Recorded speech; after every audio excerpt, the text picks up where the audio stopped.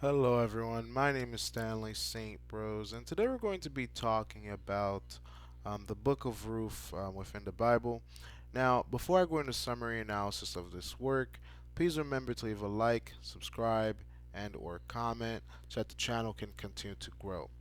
Now, the book of Ruth begins with this woman by the name of Naomi. Naomi is married to this man by the name of Elimelech, and she has two sons. Her sons' names are Kilion and Malion. Kilion is married to by this woman by the name of Orpah, and Malion is married to this woman by the name of Ruth. Now, at first, everything is wonderful. They're in Moab because of a drought. They leave Bethlehem, Judah, and they're in Moab because of a drought. And they're there for an indefinite period of time because they're trying to go away from this drought. And everything's going well. Everything's okay. Naomi has her husband. She has two sons. She has two daughter-in-laws, and everything's fine. But then her husband dies. Elimelech dies. Then Killian dies. Well, then the sons die. Both of her sons die. And so Naomi had a lot of stuff. She had, three men in her family. They're all gone, and now she has two daughter-in-laws. And everything is just horrible. Where she had abundance, now she has nothing. And then she starts to think to herself, "Well, I can't stand Moab anymore. There's no men in my family. I've lost everything." And she thinks to herself, "Well, I'm gonna go back to Bethlehem. Maybe my kinsmen will be kind towards me and help me out." And Orpah and Ruth, at first they were like, "Okay, we're gonna go with you. Wherever you go, we'll go." But then Naomi has this conversation with them, and she tells them, "Well, you know, if I were to be married tonight, and if that was possible, because she's an older woman, she's like, if I were to be married tonight, and give birth to two sons, are you guys going to wait for them to grow up so you can marry them?" So she gives them like things to consider, things to think about this, because the probability of her getting married right away is slim to none. The probability of having two sons right away is slim to none. I mean, it's going to take several years, and these women are young. They want to have families on their own, and Orpah's like, that makes sense. Um, and she's like, "Okay, I'm gonna go back to my country and my gods." And she exchanges pleasantries with Naomi, and she's like, Bye." But Ruth, on the other hand, she's not like that. Ruth is very serious, very adamant. She tells Naomi, "I'm gonna die where you die. Where you get buried is where I'll get buried. Your God will be my God. Where you go is where I'll go." So Ruth, very adamant, very loyal, and we can see how much she loves Naomi, and she's willing to take care of her, and how much they're a family, because she's not going to abandon Naomi because she doesn't have money anymore and because she doesn't have sons anymore.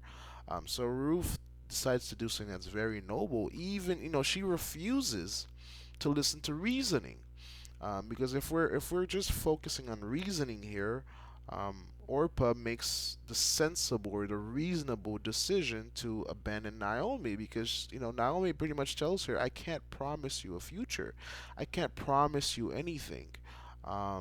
So Orpah does not deny herself. She's thinking of herself. She's thinking what's best for herself.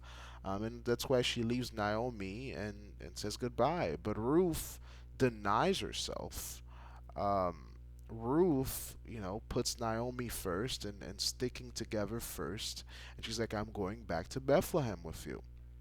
So these women, they travel together. They go back to Bethlehem, Judah. And when they get there, Ruth, again, she's very adamant, very serious, very earnest. She's like, "I'm gonna go find a job. I'm gonna go glean in the field." in whatever field she can find. And Naomi, Ruth takes the initiative to take care of Naomi, and she ends up working in the field of Boaz.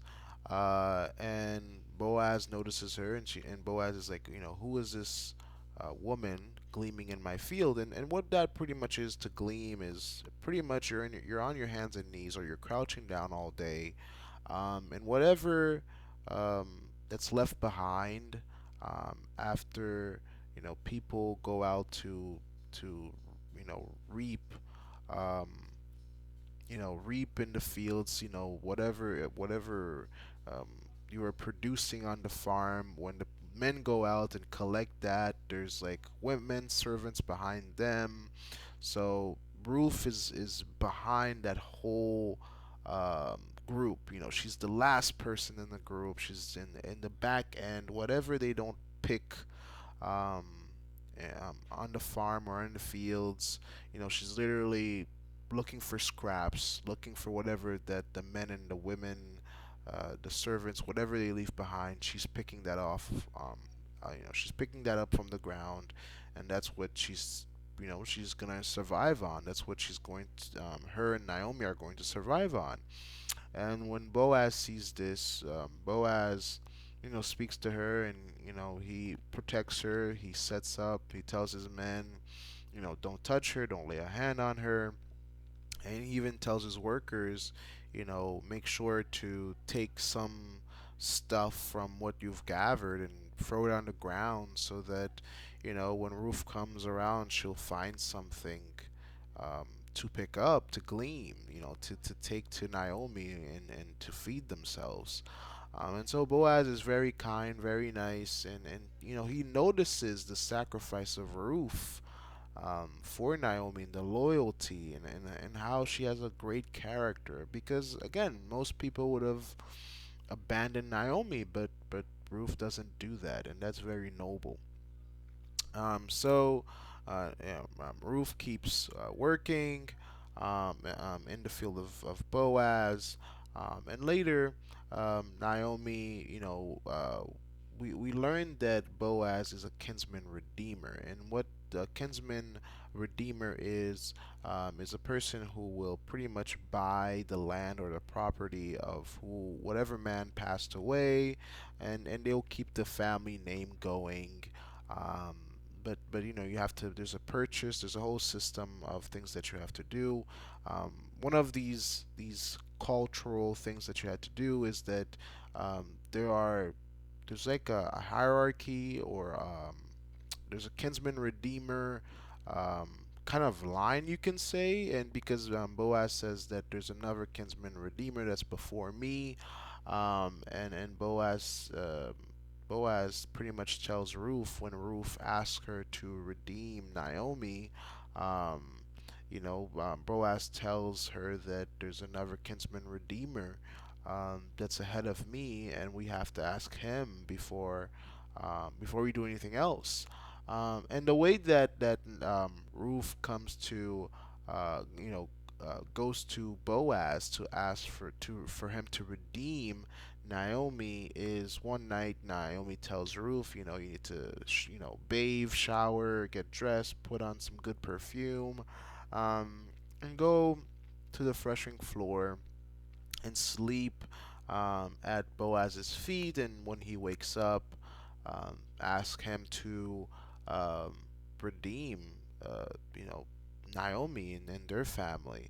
And Boaz does this, and of course we go into that whole first redeemer, or the line of kinsman redeemers, and Boaz was not the first. So he does have this conversation with the first kinsman redeemer, and the first kinsman redeemer tells Boaz, I can't um, redeem the family, because Boaz tells him, if you redeem the family, you're gonna have to take Ruth, Malion's widow, as your wife. And the first kinsman redeemer says, I can't do that. That's probably going to destroy my household. The first kinsman redeemer passes the responsibility to Boaz, And Boaz, he does this happily. He marries Ruth, and he redeems Naomi, their family line and their family name. And this is quite significant because, um, Ruth was not going to be rewarded anything for her sacrifice for Naomi, but she wasn't supposed to be rewarded. She wasn't going to be rewarded, but she is rewarded. She gets married. She gets a new husband, and later she does have a son by the name of Obed, and Naomi becomes the nurse for Obed. Um, Now there's a lot here because within Ruth we do see a lot of the things that God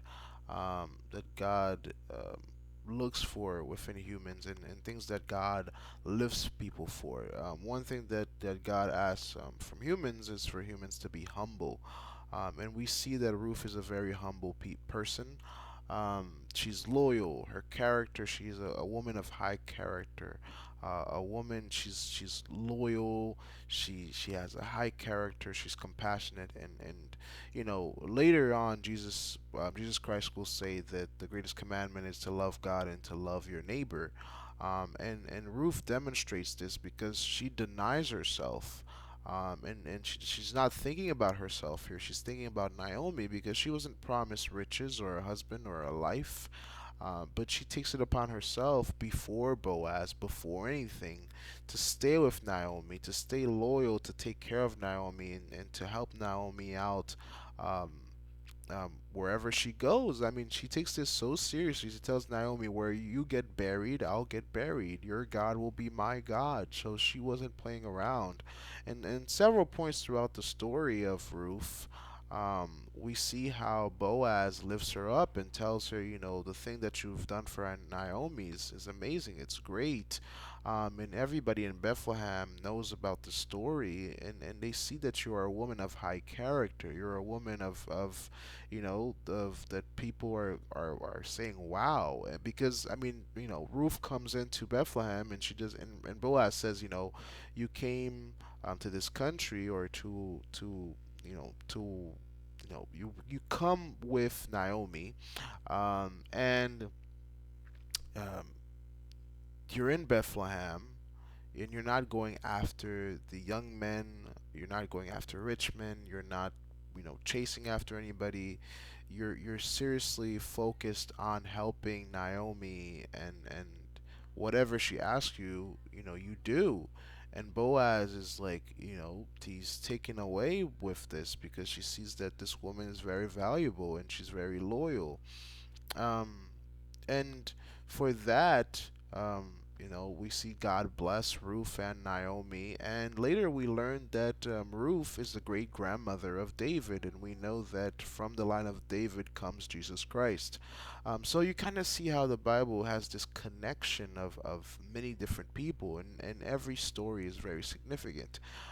This woman who, by the name of Ruth, who is from Moab, um, her loyalty, her character, her sacrifice, her love for Naomi, even when nothing wasn't promised to her, is noble. It's great. It's of high character, and her humility, her humbleness. We can see how God raises her up to be not just God raises her up to be not just to be a woman that has a husband or wealth, but a woman that is literally added on to the line of David, which wow, which is amazing.